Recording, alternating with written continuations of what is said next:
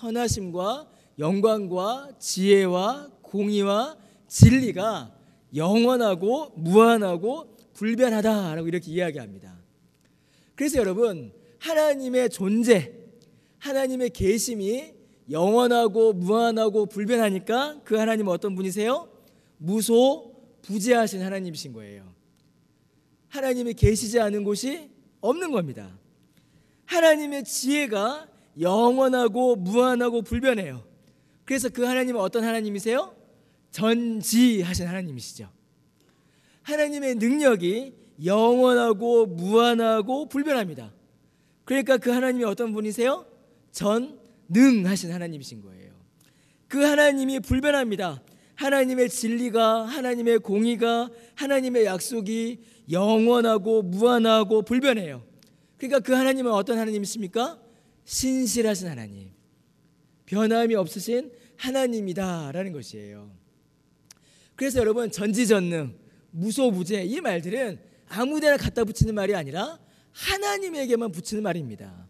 하나님이 영원하시고 무한하시고 불변하시기에 하나님이 이러한 속성들을 가지고 계신 거죠. 근데 여러분, 이게 왜 중요할까요? 여러분, 이게 왜 중요하냐면요, 여러분, 이게 전부 다 한 방향을 향하기 때문이에요. 이 하나님의 속성들이, 하나님의 영원하심, 무한하심, 불변, 능력, 완전함, 선하심, 영광, 지혜, 공의, 진리, 무소부재, 전지, 전능, 신실하심, 이게 전부 다 한 방향을 향합니다. 여러분, 이 화살표 한 가운데 뭐가 있을까요? 화살표 한 가운데 하나님의 자녀가 있습니다. 그러니까 이 하나님의 자녀라는 칸에다가 여러분의 이름을 넣으시면 되는 거예요. 여러분, 전혀 은혜가 안 되십니까? 전혀 이제 전부 다 다들 표정이 아무 은혜도 안 되시는 표정을 지금 지으셔서, 저는 이거 하면서 어제 막 눈물 흘리면서 했거든요. 하나님이 이 영원하심이, 전지전능하심이, 신실하심이 누굴 향한다고요? 나를 향하는 겁니다. 나를. 영원 전부터 계획하셨고 모든 것을 할 수 있고 모든 것을 아시고 절대 변함없으신 그 화분의 하나님의 사랑이, 인자와 자비가 누굴 향한다고요? 나를 향하는 겁니다. 여러분, 이거 아니면 어디서 감동을 받으시려고 도대체 이렇게 아무 표정이 없으십니까? 예. 이미 아시겠지만 저는 참 감동도 잘하고요. 이게 눈물도 많이 흘리고요. 막 왔다 이게 많이 합니다. 근데 저는 참 교리가 이런 거라면 저는 맨날 교리하고 싶어요. 하나님께서 우리를 이렇게 사랑하시고 그 뜻을 우리에게 집중하여 그 은혜를 베풀어 주시는 것입니다. 우리가 이 은혜 안에 있는 것이죠. 그러니까 우리가 사실은 두려워할 게 없는 것이에요. 하나님 무소부재하십니다. 내가 있는 곳 그 어디에도 우리를 향하신 하나님의 능력과 선하심은 동일하게 주어지는 거예요. 하나님이 전지하십니다. 내가 일하는 모든 일들을 하나님이 다 하세요. 내게 일어나는 모든 일들을. 내가 어디가 아픈지, 내게 무슨 일인지 하나님 다 하세요. 그러니 아무것도 염려할 필요가 없는 거죠. 하나님 전능하십니다. 그러니 내게 일어나는 모든 일들을 하나님의 뜻 가운데 다 하실 수 있는 거예요. 하나님 변함없으십니다. 하나님이 나를 사랑하신다 하였고 하나님이 나를 자녀 삼으셨으니 그 약속이 결코 변할 리가 없는 것이죠. 이 약속을 의지하며 우리가 살아가는 것입니다. 세 번째 답이 있었죠. 세 번째 답은 모든 것은, 이 땅 가운데 일어나는 모든 것은 하나님으로 말미암아 일어나고 하나님의 뜻을 따라 일어난다라는 것입니다. 여러분, 이 말은 바꿔 이야기하면 하나님과 하나님의 뜻이 아니면 어떤 일도 일어나지 않는다라는 의미입니다. 모든 일 가운데, 우리 가운데 일어나는 모든 일은 그 배후에는 하나님과 하나님의 뜻이 있습니다. 하나님께서 허락하지 않으시면 어떤 일도 일어나지 않는다라는 것이죠. 그럼 이 말은 어떤 유익을 우리에게 줄까요? 이 말은 여러분, 모든 것의 이유와 목적이 되시는 하나님이시다라는 사실을 우리에게 알려주는 것입니다. 여러분, 때로는 우리가 이 말이 참 이해하기 어려울 때가 있습니다. 우리에게 닥치는 모든 일들이 우리가 이해되지 않기 때문이죠. 어떤 일들은 도저히 납득이 되지가 않고 받아들여지지도 않고 심지어 어떤 경우에는 과연 하나님이 살아계신가? 하나님이 살아계시다면 어떻게 이런 일이 일어날 수 있는가? 그런 하나님의 존재에 대한 의문이 들 정도로 우리에게 큰 어려움이, 이해하기 힘든 일이 닥칠 때도 우리에게는 있습니다. 여러분, 그러한 일들이 일어나고 그러한 질문이 우리에게 일어난다 하여도 하나님께서 모든 일의 이유와 목적이 된다는 사실에는 변함이 없습니다. 그럼 무슨 문제가 일어난 겁니까? 그러면은 아까도 말씀드렸듯이 하나님과 우리 사이에 간극이 있는 것이에요. 간극이. 하나님과 우리 사이에 간극이 있는 겁니다.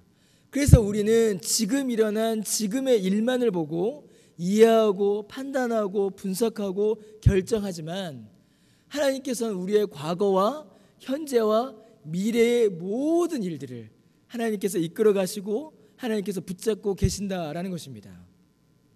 미래에 어떤 일이 일어날지 우리가 알지 못하는데, 미래에 어떤 일들이 이루어질지 우리가 알지 못하는데, 우리가 어떻게 하나님의 뜻, 하나님의 역사를 우리가 판단하여 결정하여 우리 마음대로 말을 할 수가 있겠습니까?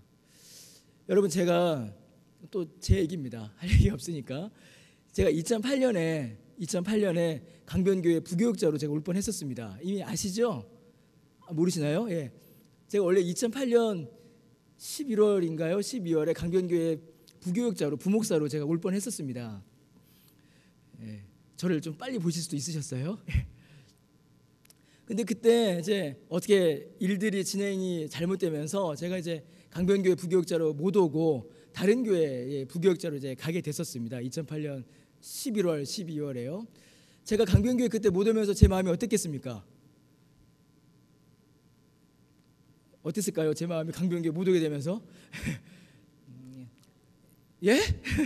예, 슬펐어요. 이렇게 말씀해 주셔야지 제가 마음이 좀 아주 아쉬웠습니다. 슬펐어요. 아주 마음이 막 힘들었습니다. 강변교회 오고 싶었는데. 그리고 이제 제가 이제 처음 사역했던 교회의 목사님께서 특별히 추천을 해주셔서 제가 그때 오게 되는 거라, 그 목사님 뵙기도 제가 너무 죄송하고 민망하고, 아이고 하나님께서 왜 나를 안 보내시나 그런 마음에 낙심도 있고.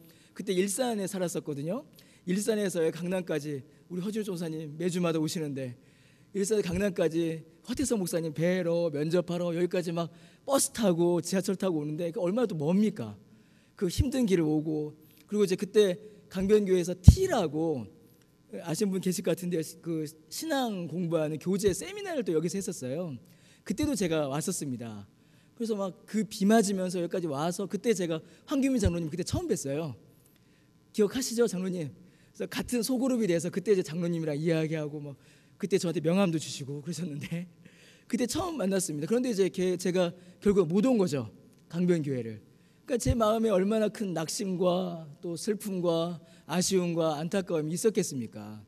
저는 2008년 그때밖에 못 보는 거예요. 하나님께서 저를 2017년 12월 달에 강변교회 담임 목사로 보내실 줄 제가 꿈에라도 상상이라도 했겠습니까? 제가 꿈에도 상상 못했습니다. 담임 목사라니요. 지금 제가 꿈에도 상상 못했죠. 제가 황규민 장로님과 함께 마주보며 앉아 당회를 하게 될 줄 제가 그때 그 T의 속으로 공부하면서 제가 꿈에도 상상을 못했습니다. 제가 이 이야기를 들으려고 제가 이렇게 긴 이야기를 했습니다. 우리가 가지고 있는 생각은요, 당장 내일도 모릅니다. 당장 내일도 모르고, 당장 여러분 1초 후도 사실 우리는 몰라요. 1초 후도 모르는 게 우리의 존재입니다. 우리는 제한되어 있기 때문이에요. 우리의 제한된 이해와 제한된 이성과 제한된 지식으로는 하나님의 영원하시고 완전하신 뜻을 우리가 다 파악하여 이해하여 분석해낼 수가 없습니다. 여러분, 제가 이제 청년부 사역을 예전에도 많이 했고 이번에도 만났는데 제가 이제 좀 싫어하는 말 중에 어떤 말이 있냐면 덮어놓고 믿어라 라는 말을 저는 이렇게 별로 안 좋아합니다. 덮어놓고 믿어라. 청년들한테는 그렇게 이야기하지 않습니다. 덮어놓고 믿어라. 여기 따지지 말고 믿어라. 고민하지 말고 믿어라. 이런 얘기 잘 안 하고 저도 별로 안 좋아합니다. 청년들에게는 오히려 질문해라, 도전해라, 덤벼라, 한번 시비를 걸어봐라. 그래, 나는 준비되어 있으니까 한번 나한테 다 덤벼봐라. 제가 막 이렇게 이야기합니다. 그럼 막 질문들이 막 쏟아져 나오죠. 이번에 청년부 수련회 마치고도 제가 AS를 또 갔습니다. 청년부에. 저 흉악한 청년부가 저를 주일 오후 예배까지 끝나고 나서 3시간을 붙잡아 놓고 저를 또 질문을 한 겁니다. 저는 그래서 질문하고 묻고 고민하는 이런 신앙을 좋아해요. 그런데 여러분, 제가 신앙생활을 쭉쭉 더 해나가면서 그리고 목회사역을 해나가면서 결국 어디에 도달하게 되냐면 결국에는 덮어놓고 믿어야 되는구나. 결국에 여기에 도달하게 됩니다. 결국 여기에 와요. 여러분 책을 또 얼마나 읽었겠습니까? 공부를 하고 얼마나 많은 설교를 하고 강의를 하고 그래서 어떻게든 설명해 보려고 해요. 이게 참 젊은 목회자들의 단점입니다. 저 같은 사람들의 어떻게 해서든지 설명을 해보려고 하고 어떻게 해서든지 그 안에 있는 논리적인 구조를 세워보려고 합니다. 그래서 책을 읽고 밤을 새고 공부를 하고 막 글을 쓰고 막 연구를 해요. 머리가 터지도록. 그래서 막 연구합니다. 근데 연구해서 뭔가를 짜내요. 그리고 나중에 뭐라고 할까요?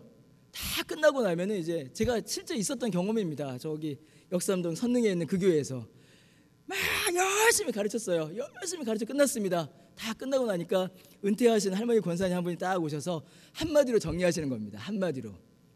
제가 그게 무슨 내용인지 기억이 안 나요. 딱 한마디로 정리하시는 겁니다. 하나님의 예정에 대해서 제가 설명했나 봐요. 얼마나 복잡합니까? 말만 들어도 머리 아프시잖아요. 하나님의 예정이 이렇고 저렇고 논리가 어떻고 이렇게 해서 어떤 신앙 고백서는 뭐라고 이렇게 해서 예정입니다 라고 설명했는데 다 끝나고 나서 그 할머니 권사님이 하나님께서 우리를 창세전에 택하셨네요.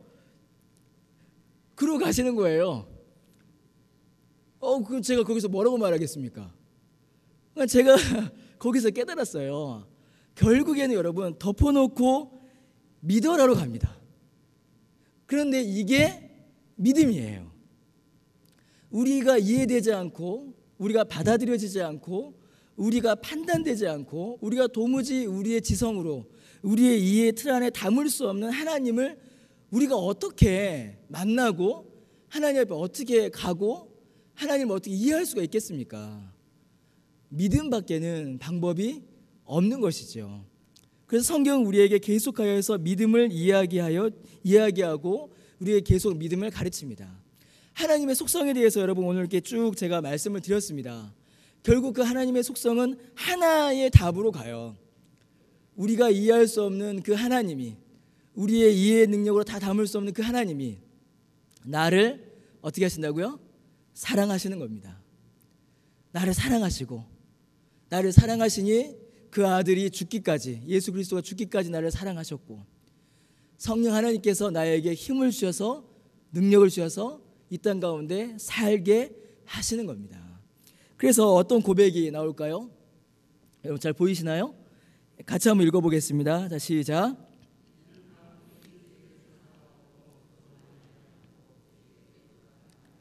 그에게 영광이 세세에 있을지어다. 아멘. 내가 비록 이해하지 못하고 내가 비록 다 깨닫지 못하였지만 만물이 다 주에게서 나왔고 주로 말미암았고 주에게로 돌아가니 내 입에서 나올 건 뭐밖에 없는 겁니까? 하나님을 향한 찬송과 감사밖에는 나올 수가 없는 것이죠. 여러분 참된 믿음이 우리 안에 참된 감사와 찬송을 불러일으키는 것입니다. 이 감사와 찬송이 가득한 그런 믿음을 가지시는 저 여러분 되시기를 바랍니다. 다 했습니다. 제가 말씀드렸잖아요. 짧고 재밌고 간단하게.